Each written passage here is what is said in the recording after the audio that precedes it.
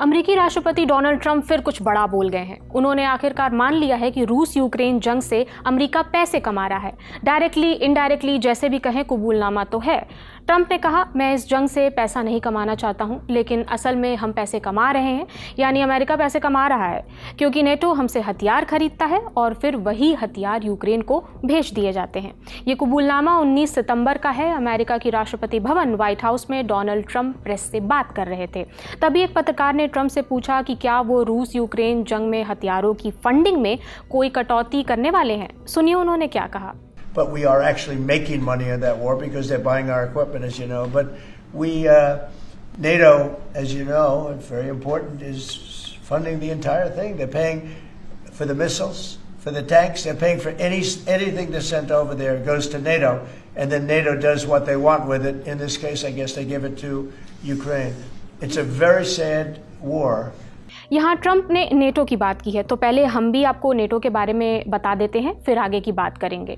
NATO का full form है north Atlantic treaty organisation. ये यूरोप और नॉर्थ अमेरिका के 32 देशों का एक सैन्य और राजनीतिक गठबंधन है। इसकी स्थापना सेकेंड वर्ल्ड वॉर के बाद साल 1949 में उत्तरी अटलांटिक संधि या वाशिंगटन संधि के तहत हुई थी। इसी को अंग्रेजी में नॉर्थ अटलांटिक ट्रीटी कहते हैं, जिससे नेटो को उसका नाम मिला। नेटो सामूहिक सुरक्षा के मकसद से बनाया गया था। माने अगर किसी एक मेंबर देश पर हमला होता है तो उससे पूरे ही संगठन पर हमला माना जाता है।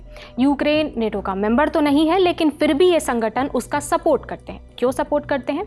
नेटो रूस के हमलों को अंतर्राष्ट्रीय कानून और क्षेत्रीय अखंडता के सिद्धांतों का उल्लंघन बताता है। नेटो देश नहीं चाहते कि उनके संप्रभु देशों पर आक्रमण हो। 2014 में जब रूस ने क्रीमिया पर हमला किया था, तब भी नेटो ने खुलकर इसका विरोध जताया था। अब ट्रंप ने सीधे कहा है कि ये नेटो ही है जो हमसे हथियार खरीदता है और यूक्रेन को सप्लाई करता है। इससे अमेरिका को मजबूरी में पैसे कमाने पड़ते हैं। अमेरिका हथियार बेचे तो ठीक, लेकिन भारत अगर रूस से तेल खरीद ले तो ट्रंप तिलमिला जाते हैं, सीधे वॉर फंडिंग का आरोप लगाने लगते हैं।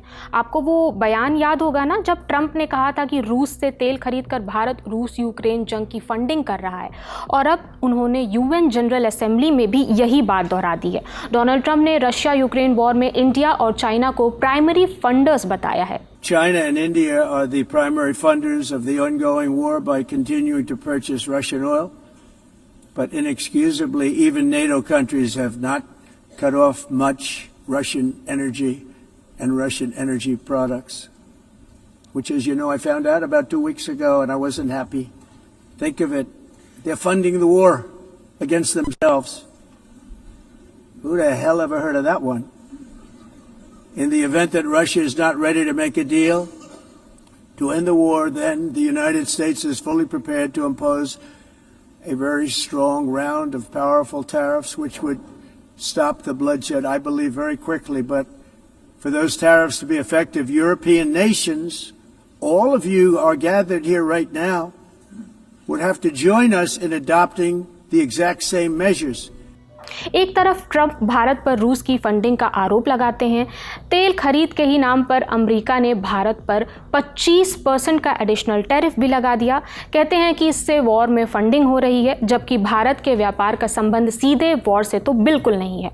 वहीं खुद अमेरिका सीधे सीधे वॉर के लिए नेटो के साथ कारोबार कर रहा है, सीधे उन चीज़ों को बेचकर पैसे कमा रहा है जो युद्ध में इस्तेमाल हो रही हैं, लेकिन मजबूरी में। तो ट्रंप के इस बयान पर आप क्या सोचते हैं, हमें कमेंट बॉक्स में ज़रूर बताइएगा। मेरा नाम प्रगति है, आप देख रहे थे दी लल्लन टॉप।